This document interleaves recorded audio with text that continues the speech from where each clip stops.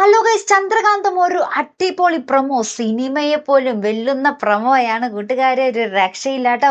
നമ്മുടെ നിർമ്മൽ സഹി കെട്ടിട്ട് നമ്മുടെ ഗൗതമിന്റെ അടുത്ത് വന്ന് പറയുകയാണ്, നിങ്ങളുടെ ചോരയാണ് ഗൗരിമോൾ എന്നൊരു രഹസ്യം കേട്ടോ. ഇത് അറിഞ്ഞ പാടെ നമ്മുടെ ഗൗതം നമ്മുടെ നന്ദയുടെ ഗൗരിമോളുടെ അടുത്തേക്ക് പോകുന്നുണ്ട്. അപ്പൊ അവരാണെങ്കിൽ ബസ്സിൽ കയറി ഇരിക്കുമായിരിക്കും നാട്ടിലേക്ക് തിരികെ പോകാൻ വേണ്ടി.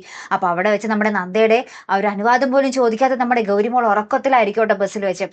ഗൗരിമോളെ എടുത്തിട്ട് നമ്മുടെ ഗൗതം നമ്മുടെ ഇന്ദീവരത്തിലേക്ക് വരുന്നുണ്ട്. അവിടെ വെച്ചിട്ട് ആ ഒരു തന്റെ ചോര തന്നെയാണ് ഗൗരിമോൾ എന്നൊരു രഹസ്യം ഇന്ദീവരം കുടുംബക്കാരെ മൊത്തം നമ്മുടെ ഗൗതം അറിയിക്കുന്നുണ്ട് കേട്ടോ.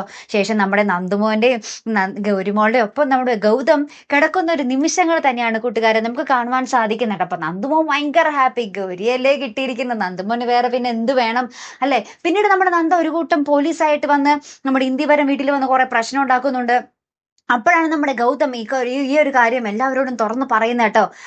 അപ്പോഴാണ് ആ ഒരു നിമിഷത്തിലാണ് നമ്മുടെ പിങ്കിയും അറിയുന്നത്. പിങ്കി ഇത് കേട്ടപാടെ ഞെട്ടി നിൽക്കുന്നുണ്ട്. കാരണം എന്ന് വെച്ചാൽ പിങ്കിയും പ്രതിസന്ധിയിലാകുന്ന ഒരു നിമിഷം തന്നെയാണ് അല്ലെ.